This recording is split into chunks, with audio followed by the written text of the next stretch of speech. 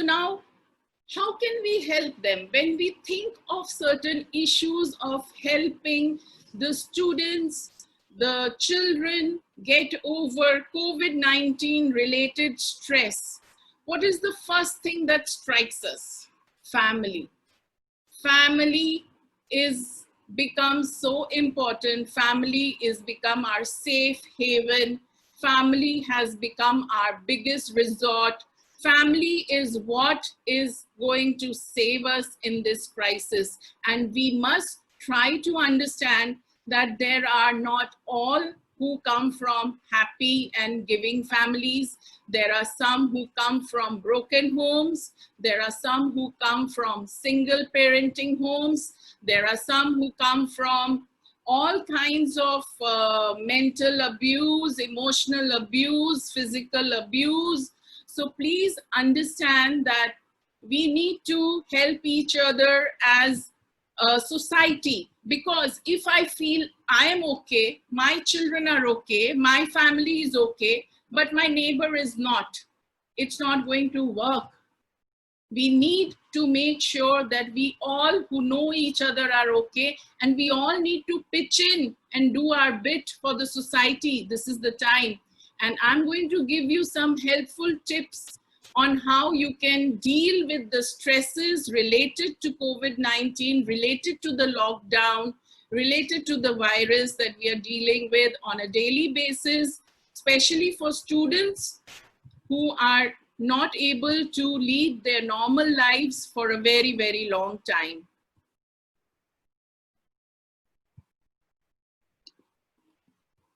Okay. Introspection of each issue one by one. What do we mean by introspection? I always feel that somebody who is suffering cannot be helped till that person realizes that he or she is suffering. So it is very important for all of us as adults, as children, as parents, as teachers, as students, to introspect ourselves and the issues that we are dealing with. We have to introspect each issue one by one and try to think where I can do better. Where can I help myself better? How can I make my today better?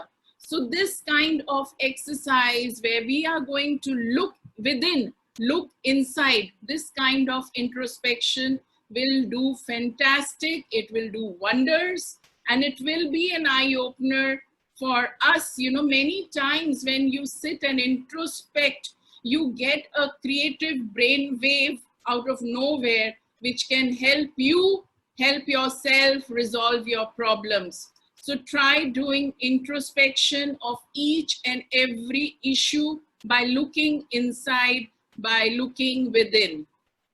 Now, development of new hobbies with all the resources available. It is such a fantastic time now for us, you know, we can do so many things. It is just that we are either too lazy or we expect somebody else to come and help us, somebody else to come and make us happy, somebody else to come and, you know, kind of tell us, why don't you do this? Why don't you do that? You know, it's so lovely if you can just even adopt a pet and stay home, look after the pet.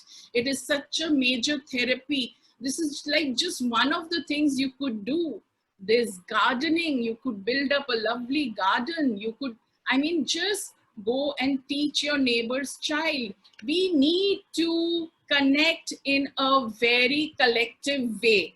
This problem will not be solved till we are all taking part in it collectively, but not breaking the norms of social distancing. Okay, now creating a schedule for utilization of the whole day. This is where most of us are lacking.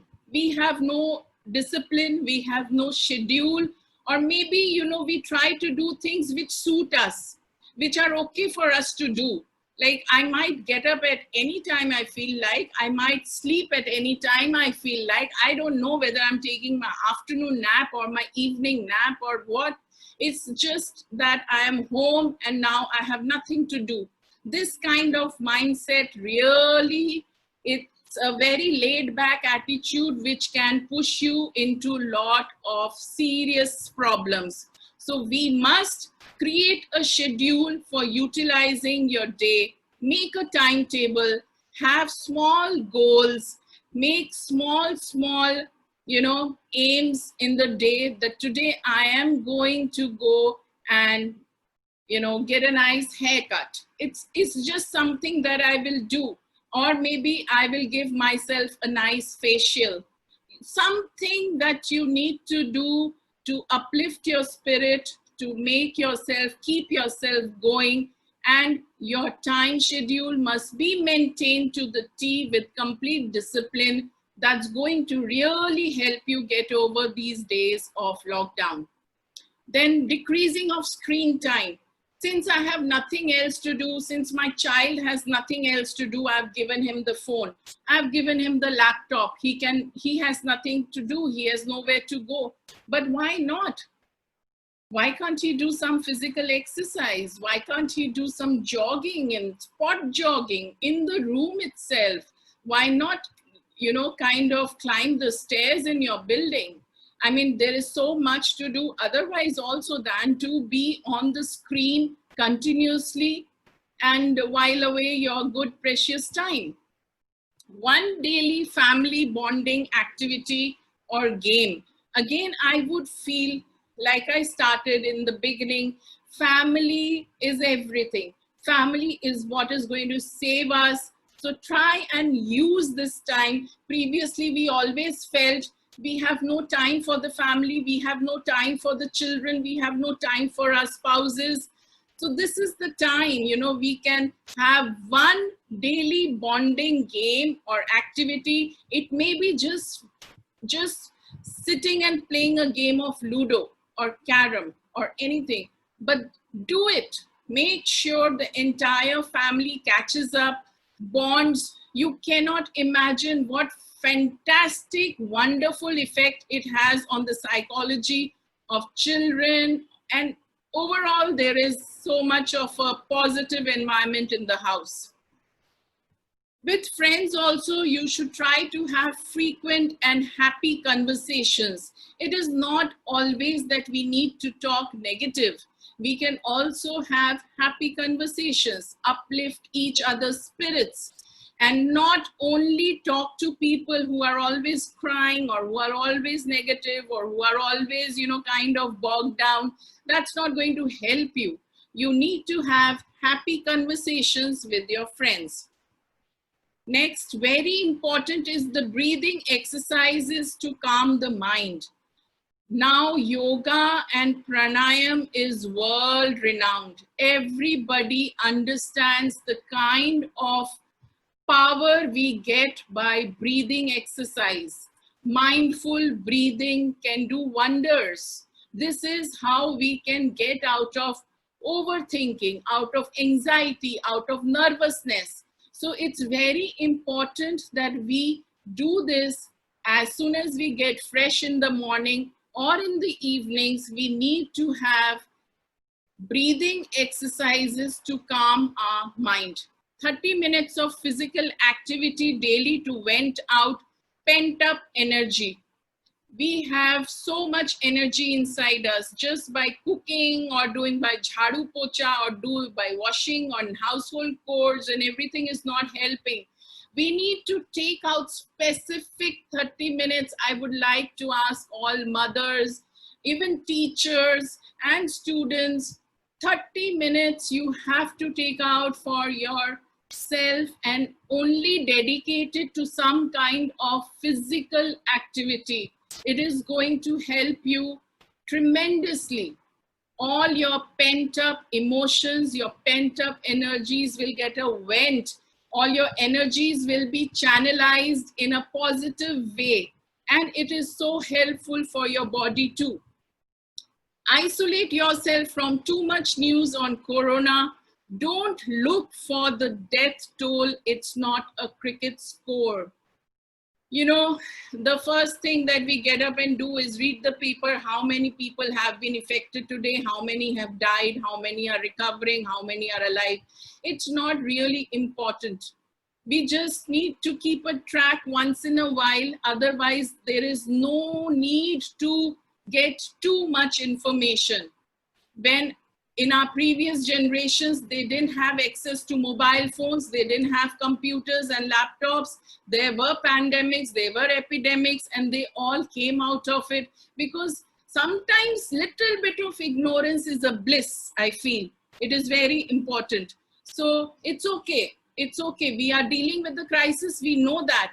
But let us just focus on ourselves, our energies, and try to deal with our own individual problems rather than, you know, discuss the global issues on a daily basis as if it's some big cricket score. Don't look out for additional information on the internet. This habit of pressing the Google button and at the drop of a hat, you know, it's such an OCD now. People are so obsessed. It has become a complete disorder that every time I feel, oh my God, I'm having breathing issue, let me go check on the Google if I'm having corona. Or if I'm, you know, not feeling a little well, check my symptoms and check the medicine and go take some medicine or go take some injection. Please don't do that. Our body will give us signals, and just listen to the body and calm yourself and carry on. I'll tell you something here, a small story. When London was being bombed in the Second World War, there was one big poster that they kept for everybody, and that was the invention of keep calm, which said, keep calm and carry on. So that is what we need to do now.